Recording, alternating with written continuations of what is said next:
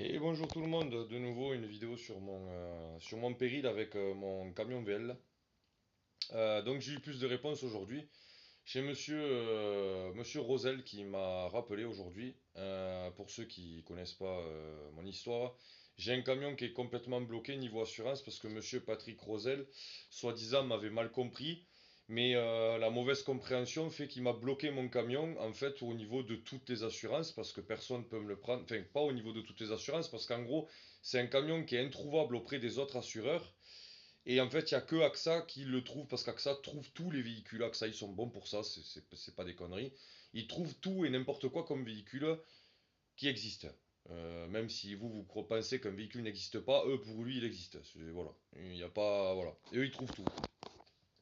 Euh, les autres ne me le trouvent pas, et dans les assurances normales, en gros, il est trop vieux pour qu'on me l'assure, il faut qu'on me l'assure sur un truc de voiture de collection. Sauf que Malucé, sinistré, tout ça, voiture de collection, ils font pas. Ils prennent pas. Il y a pas. J'ai essayé, ils prennent pas. Mais c'est qu'il n'est pas sinistré, c'est qu'en fait, il m'a bloqué en fait parce que je n'ai pas fourni la carte grise.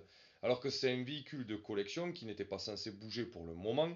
C'est pour ça que j'avais fait cette assurance-là, parce qu'il y a deux types d'assurance. Il y a pour véhicule stationnaire, où c'est qu'on ne peut pas faire de carte grise vu qu'on ne peut pas l'amener au contrôle technique.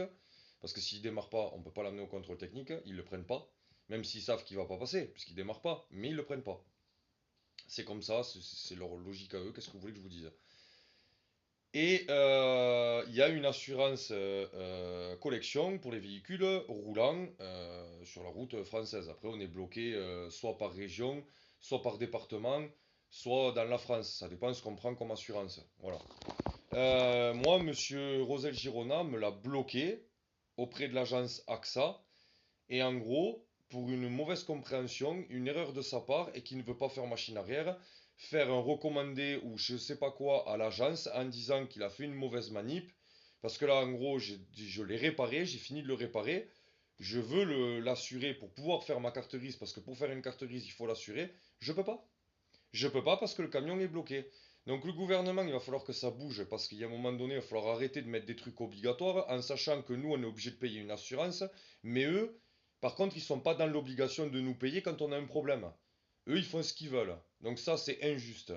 Donc ça devrait être au risque et péril des gens de rouler avec ou sans assurance.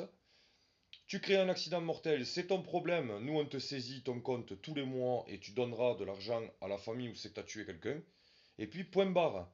Il y a un moment donné, il faut arrêter d'obliger les gens à faire un truc. En fait, c'est interdit d'obliger. Voilà. On dirait qu'on a un ordre. Sauf que non, en fait.